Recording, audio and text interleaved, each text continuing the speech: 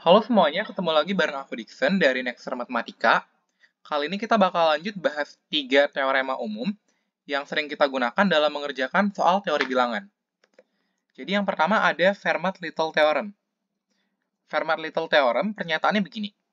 Untuk semua bilangan prima P dan bilangan bulat positif A yang relatif prima dengan P, maka berlaku A pangkat P-1 kongruen 1 modulo P. Atau A pangkat P-1 ketika dibagi P akan bersisa 1. Jadi contohnya misalkan P-nya 7 nih. Terus A-nya 2. Berarti kalau kita masukkan ke dalam teorema Fermat, kita bisa peroleh 2 pangkat 7 min 1 kongruen 1 modulo 7. Atau 2 pangkat 6, yang mana itu sama dengan 64 kongruen 1 modulo 7. Nah, ini pernyataannya benar, karena 64 kalau dibagi 7, sisanya 1. Atau 64 kongruen 1 modulo 7. Jadi pernyataannya benar. Nah, ini ada pembuktian teorema Fermat. Nggak terlalu penting, cuma bisa dipelajari kalau ingin tahu lebih dalam. Nah, kalau tadi di teorema Fermat hanya bisa modulo P, di mana P-nya prima, jadi di sini modulo P. Nah, kalau teorema Euler itu jangkauannya lebih luas lagi. Jadi bunyi teorema Euler itu gini. Untuk semua bilangan bulat positif A yang relatif prima dengan N, berlaku A pangkat Vn, jadi karakter yang ini kita baca V, A pangkat Vn kongruen 1 modulo N. Di mana Vn itu artinya banyaknya bilangan bulat yang kurang dari N dan relatif prima dengan N.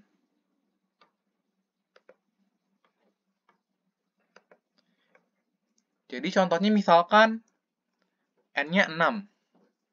Kita cari dulu nilai dari V6. Nah, banyaknya bilangan bulat kurang dari N yang relatif prima dengan N, itu Vn. Jadi kalau V6 itu banyaknya bilangan bulat yang kurang dari 6 dan relatif prima dengan 6. Jadi kita bisa list bilangan yang kurang dari 6, itu ada 1,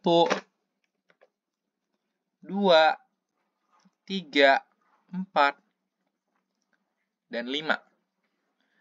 Nah, dari 5 bilangan ini, kita coret bilangan yang tidak relatif prima dengan 6. Jadi 2 dan 6 kan sama-sama habis dibagi 2. Kita bisa coret 2-nya. 3 dan 6 sama-sama habis dibagi 3. Kita bisa coret juga. 4 dan 6 sama-sama habis dibagi 2. Jadi nanti hanya tersisa 2 bilangan, yaitu 1 dan 5. Yang relatif prima dengan 6. Jadi kesimpulannya V6 itu sama dengan 2. Karena ada 2 bilangan yang kurang dari 6 dan relatif prima dengan 6. Jadi kalau kita masukkan ke teorema Euler, kita bisa dapat 5 pangkat 2 kongruen 1, 5 pangkat 2 kongruen 1 modulo 6. Jadi di sini ini A-nya, di sini V6, dan di sini N-nya 6. Jadi bisa diverifikasi 5 pangkat 2 itu 25.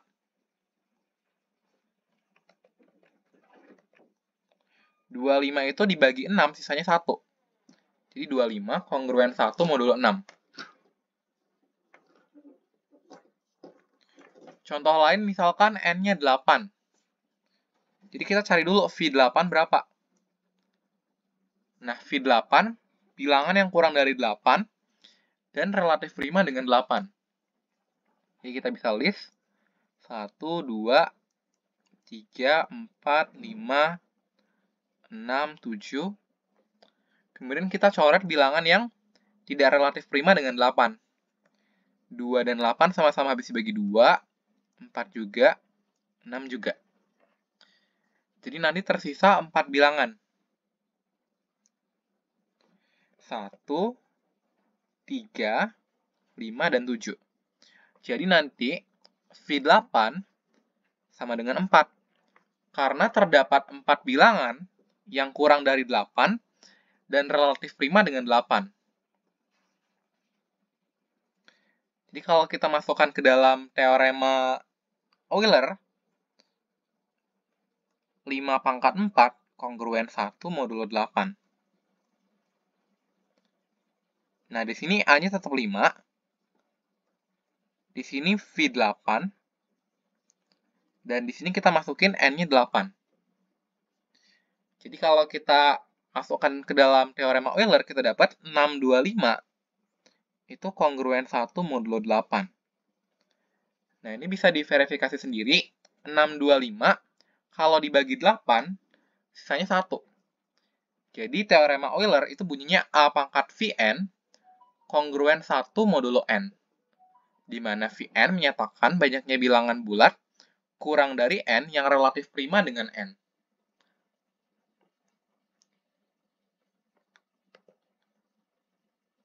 Nah, tentunya kalau N-nya itu bilangan yang cukup besar, tidak mungkin kita mengelis satu-satu bilangan yang kurang dari N, kemudian kita coret semua. Itu pasti akan memakan waktu yang cukup lama. Jadi ada formula cepat atau rumus cepat yang bisa kita gunakan untuk mencari nilai dari Vn. Jadi pernyataannya seperti ini.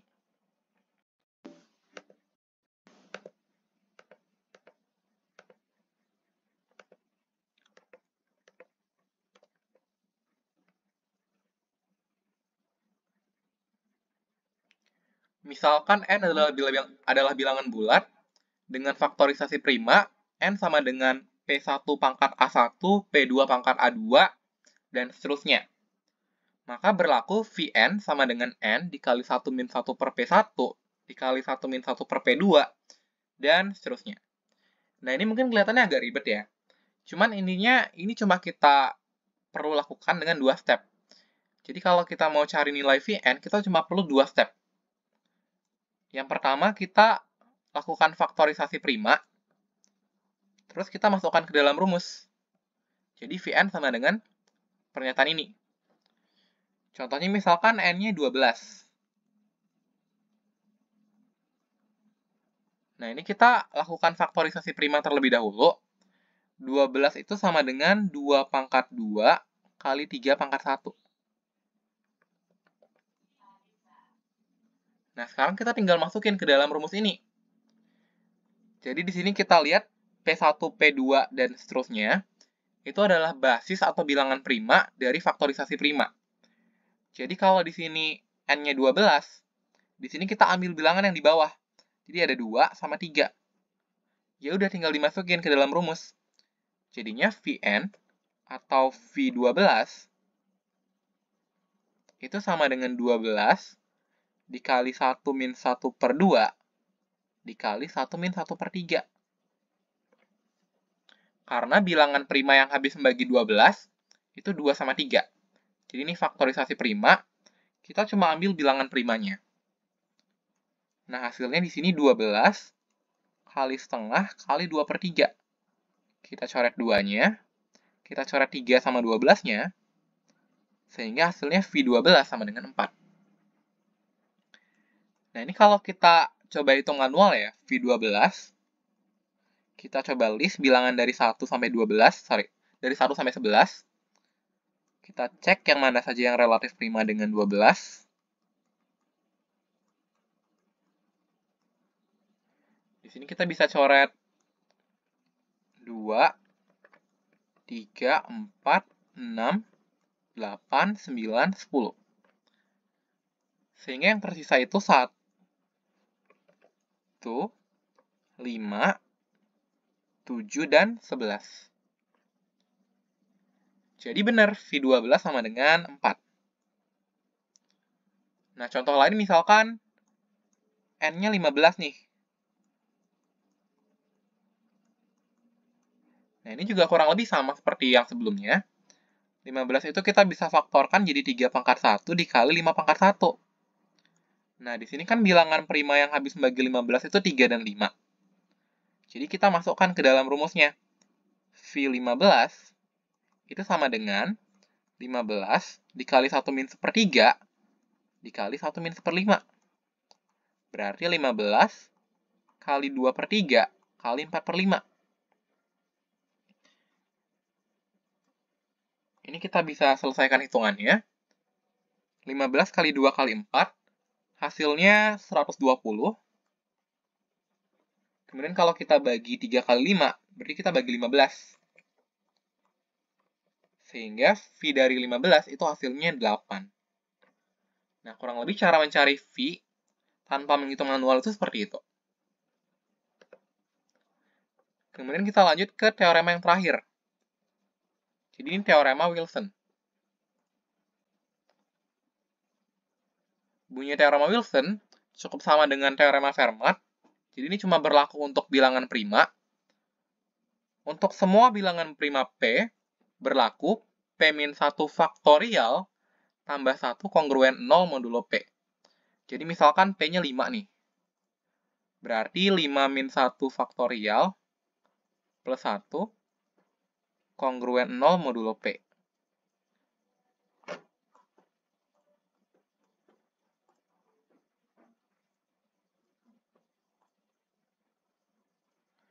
Ini kalau kita selesaikan, 4 faktorial tambah 1, berarti 24 tambah 1. Berarti 25. Kongruen 0 modulo 5. Nah, ini benar. Atau contoh lain, misalkan P-nya 7. Jadi kita peroleh 7-1 faktorial plus 1 kongruen 0 modulo 7. Atau 721 kongruen 0 modulo 7. Nah, ini juga benar. Jadi teorema Wilson bunyinya P-1 faktorial tambah 1 kongruen 0 modulo P, di mana P-nya bilangan prima.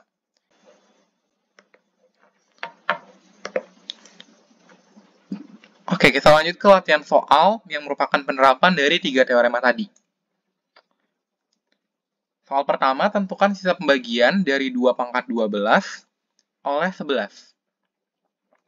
Nah, di sini kebetulan 11 merupakan bilangan prima, sehingga kita bisa gunakan teorema Fermat. Jadi A pangkat P-1 kongruen 1 modulo P. Tinggal kita masukkan A-nya 2 dan P-nya 11, sehingga kita peroleh 2 pangkat 10 kongruen 1 modulo 11. Nah, karena di sini 2 pangkat 12, sementara kita punya 2 pangkat 10, jadi kita perlu kalikan 2 pangkat 2. Jadi 2 pangkat 10 dikali 2 pangkat 2, kongruen 1 modulo 11, dikali 2 pangkat 2. Atau 2 pangkat 12, kongruen 1 dikali 2 pangkat 2, atau sama dengan 4, modulo 11. Jadi 2 pangkat 12 kongruen 4 modulo 11. Atau sisa pembagian dari 2 pangkat 12 oleh 11 itu sama dengan 4. Oke, soal berikutnya. Tentukan sisa pembagian dari 5 pangkat 30 oleh 62. Nah, di sini 62 itu tidak prima. Jadi kita pakai teorema Euler. Yang bunyinya A pangkat Vn kongruen 1 modulo N. Nah, di sini N-nya 62. Jadi kita cari V62 dulu. V62 itu berarti 62 itu kan 2 pangkat 1 dikali 31 pangkat 1. Berarti V62 itu sama dengan 62 dikali 1 min 1 per 2 dikali 1 min 1 per 31. Berarti sama dengan 62 dikali setengah dikali 30 per 31. Kita bisa coret 2 kali 31 itu 62. Kita coret dengan 62. Sehingga kita dapat V62 itu sama dengan 30. Jadi tinggal kita aplikasikan ke dalam teoremanya. Sehingga kita peroleh 5 pangkat 30 kongruen 1 modulo 62. Jadi, sisa pembagian dari 5 pangkat 30 oleh 62 itu sama dengan 1. Oke, kita lanjut ke soal berikutnya. Tentukan sisa pembagian dari 98 faktorial oleh 101. Jadi kita gunakan teorema Wilson, karena di sini ada faktorial. Jadi 101 min 1 faktorial plus 1 kongruen 0 modulo 101. Atau 100 faktorial plus 1 kongruen 0 modulo 101. Nah, karena di sini kita perlu 98 faktorial, jadi kita misalkan dulu. Misal 98 faktorial, itu kalau dibagi 101 sisanya A. Jadi 100 faktorial, itu kita bisa buat 1 kali 2 kali 3 kali 4 kali 5 dan seterusnya, kali 98 kali 99 kali 100. Plus 1, kongruen 0, modulo 101. Nah, 1 kali 2 kali 3 dan seterusnya sampai kali 98, itu sama dengan 98 faktorial. 99 kali 100 itu kita biarin. Kemudian satunya kita pindah ruas.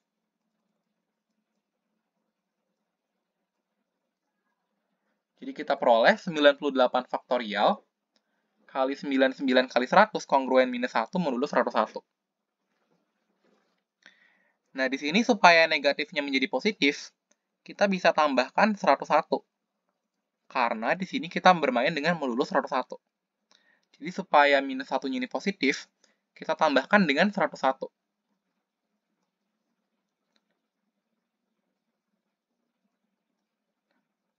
Kemudian di sini ada 99 dan 100. 99 untuk mencapai 101 itu perlu 2 lagi. Jadi 99 tambah 2 baru 101. Sehingga kita bisa bilang 99 itu kurang 2 lagi untuk mencapai 101. Atau 99 itu bisa kita bilang sebagai minus 2 modulo 101. Begitu pula dengan 100 kita bisa bilang itu minus 1 modulo 101. Sehingga kita peroleh 2 dikali 98 faktorial kongruen 100 modulo 101. Sehingga 98 faktorial itu kongruen 50 modulo 101. Jadi kita pindah ruas.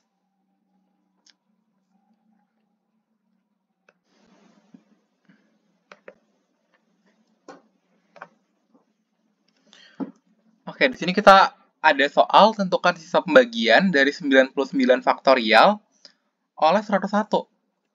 Jadi di sini ada faktorial, sehingga kita bisa pakai teorema Wilson. Jadi bunyinya itu P-1 faktorial plus 1 kongruen 0 modulo P. Nah, kita cukup substitusi P-nya itu 101, karena kebetulan 101 itu prima. Jadi kita substitusi 101 min 1 faktorial plus 1 kongruen 0 modulo 101. Atau 100 faktorial, satunya kita pindah ruas, jadi min 1 modulo 101. Nah, 100 faktorial, itu kita ubah bentuknya menjadi seperti ini. 1 kali 2 kali 3 kali 4 dan seterusnya kali 99 kali 100. Nah, minus 1 modulo 101, supaya minusnya tidak menjadi negatif, kita harus tambahkan 101. Karena di sini persamaannya dalam modulo 101. Jadi supaya minus 1-nya berubah menjadi positif, kita harus tambahkan dengan 101. Jadi min 1 tambah 101 modulo 101. Nah, 1 kali 2 kali 3 kali 4 dan seterusnya, itu kita bisa ubah menjadi 99 faktorial. Jadi 99 faktorial dikali 100, itu kongruen 100 modulo 101. Kita coret 100-nya di kedua ruas. Sehingga kita peroleh 99 faktorial itu kongruen 1 modulo 101. Jadi sisa pembagian dari 99 faktorial oleh 101 adalah 1. Kita lanjut lagi ke soal berikutnya. Buktikan bahwa untuk semua bilangan bulat positif A dan B berlaku P habis membagi A dikali B pangkat P dikurangi A pangkat P dikali B. Nah, ini agak mirip dengan teorema Fermat ya. Jadi teorema Fermat bunyinya A pangkat P-1 kongruen 1 modulo P. Nah, kalau kita kalikan kedua ruas dengan A, kita peroleh A pangkat P kongruen A modulo P. Nah, begitu pula untuk B. B pangkat P-1 kongruen 1 modulo P. Sehingga kalau kita kali kedua ruas dengan B, kita peroleh B pangkat P kongruen 1 modulo P. Nah, di soal kan kita disuruh membuktikan bahwa P habis membagi A dikali B pangkat P dikurangi A dikali P pangkat B. Sorry, ini kongruen B modulo P. Jadi tinggal kita substitusi. Pernyataannya A dikali B pangkat P dikurangi A pangkat P dikali B itu habis dibagi P, atau 0 modulo P. Nah, ini tinggal kita substitusi ya. A pangkat P itu kongruen A modulo P. B pangkat P itu kongruen B modulo P. Sehingga tinggal kita substitusi. A pangkat P berubah jadi A, B pangkat P berubah jadi B. Jadi AB dikurangi AB kongruen 0 modulo P. Atau 0 kongruen 0 modulo P. Nah, karena di sini kedua ruas sudah sama, berarti pernyataan terbukti. Sehingga untuk semua bilangan bulat positif A dan B, berlaku P habis membagi A dikali B pangkat P dikurangi A pangkat P kali B. Terbukti.